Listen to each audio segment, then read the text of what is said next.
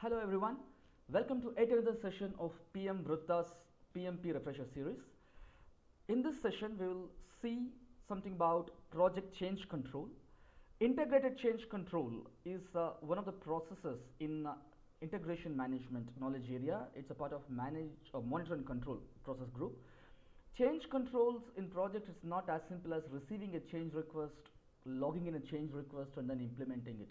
There is a set of processes, set of steps that we need to follow, both as PMBOK prescribes and also in regular project work, that will ensure that the change is properly understood, captured in relation to the overall project environment with all the project artifacts taken into account. Let's see some points about it. The change can come from an internal or external source, but it is the ultimate responsibility of the project manager to ensure that this change is captured properly, it's understood, it's documented, tracked to closure. And change requests are usually the outputs from most MNC processes, monitoring and controlling processes. And change request versus implementing change request. A change request basically is the output of MNC process, but the implementation of the agreed changes that arise out of the approved change requests are done only as part of executing process group.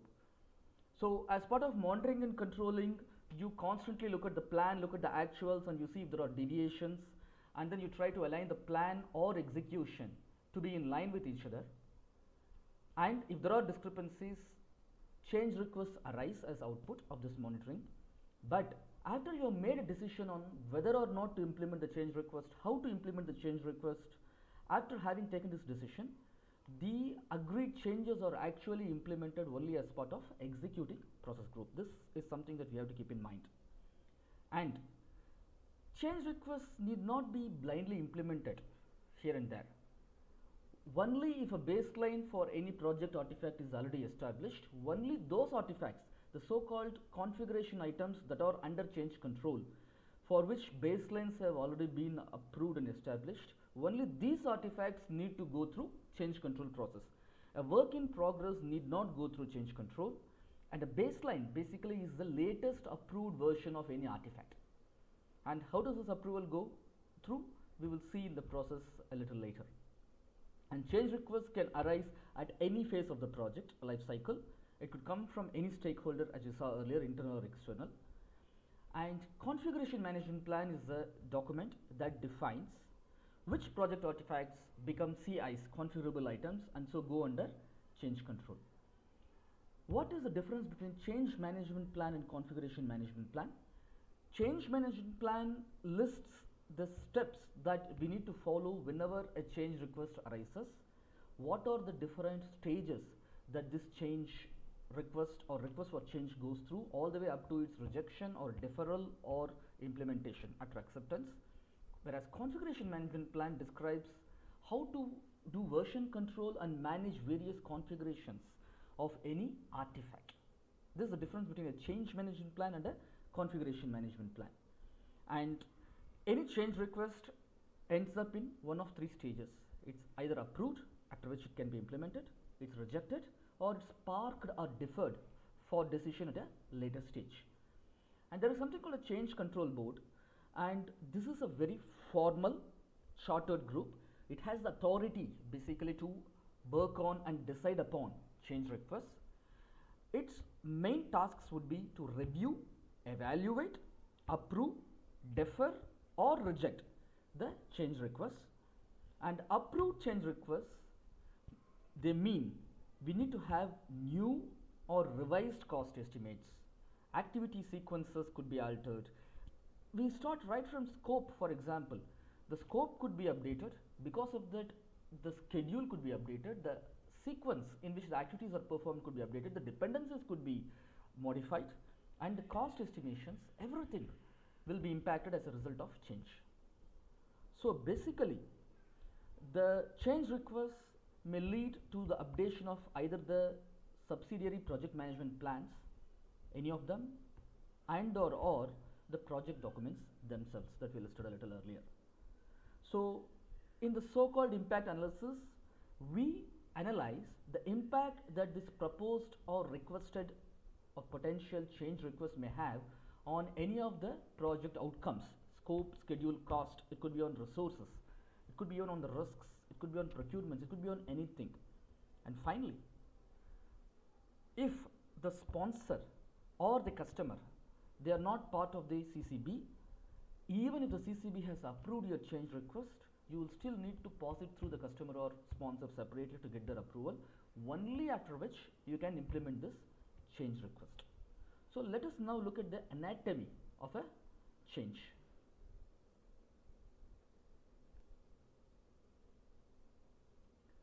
So a change can arise from an external or an internal stakeholder or from anywhere. The need for change, basically. A change request doesn't arise immediately. A need for change may arise from any source, internal or external to the project. Whenever a new change need arises in a project, the first thing that you will refer to is the project management plan and all its subsidiary plans. Why? Because you as a project manager wrote that PM plan. It is the Bible. It tells you anything and everything you need to do in any new or unknown situation that you hitherto have not experienced. So refer the project management plan. That project management plan or its subsidiary plans will tell you how to handle this change. And also refer the current baselines, scope, schedule, cost, everything, to understand how this need for change, if and when implemented, may impact the existing baselines. You do an impact analysis, and the impact analysis will see which part of the scope, schedule, cost, or which of the parameters or outcomes of the project this change will influence, and how, quantitatively, qualitatively, and everything. Bundling up all this, you make a document that is called the change request. So the change request arises only now. Take this change request to the CCB, Change Control Board, and there you discuss and explain to the CCB team the impact of the change, all the details to the baselines, mainly scope, schedule, and cost, most importantly. And the CCB may reject it or may defer it for a later stage or approve it. Once you receive the approval to the CCB and also the customer and the sponsor as necessary, then you can implement this change request, but then as part of the executing process group. But before you implement the change request, first make a copy of the existing baseline, and then you implement these changes and then re-baseline it.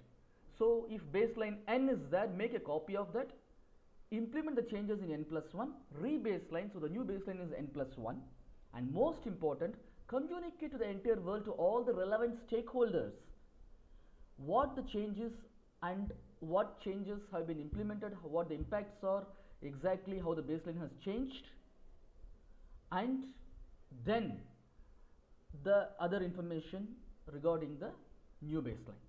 So this is the anatomy of the change. So how does PMBOK talk of the integrated change control process? The Perform Integrated Change Control, which is part of the knowledge area of integration management and the process group monitoring and controlling, has these ITTOs. Of course, it's common sense. As inputs, this process takes a change management plan, we saw that earlier, the configuration management plan, and then of course the documents like the scope baseline. Scope baseline consists of the project scope statement, the WBS and the WBS dictionary, the schedule baseline, the cost baseline. Together the scope, schedule, and cost baselines, that's called the performance measurement baseline. And what are the basis of estimates? And of course you will also take the change log, requirements traceability matrix, risk report. All these are very essential. And work performance reports, because the work performance reports basically crisply they summarize how the project is performing. It takes up the work performance data, converts them into work performance information, and then picks salient features of it and how the project is performing against the salient features. And the change requests that are arising, they will also be inputs to this integrated change control process. And of course the EEF and OPA. EEF, the enterprise environmental factors, that's how your company does business. OPA, organizational process assets, that's how the company did past projects. So the tools and techniques are common sense. So some interesting tools and techniques, for example, alternatives analysis and cost benefit analysis. So you look at various options available to you, and that helps you make a decision whether to accept or reject or defer these change requests. And multi-criteria decision making, autocratic decision making. See, decision making, it could be autocratic, for example dictatorial, it could be based on majority, plurality, it could be based on consensus or anyway. So based on all these you do or you take a decision, and output of course is the approved change request after you run it through the CCB plus sponsors plus customer. And based on this change, the baselines need to be updated. It could be either the project management plan, that is subsidiary plans, any component of the project management plan, and various project documents. Most importantly, the change log, so that you say these aspects of the plan or documents have been updated and how. So this in essence is the integrated change control process. So we realize that change control is not as simple as your customer giving you a change and you try to satisfy the customer by just implementing the change or rejecting it outright. You take it through a very meticulous, systematic, step-by-step process, and you document every step, and most importantly you communicate everything that happens to all the relevant stakeholders.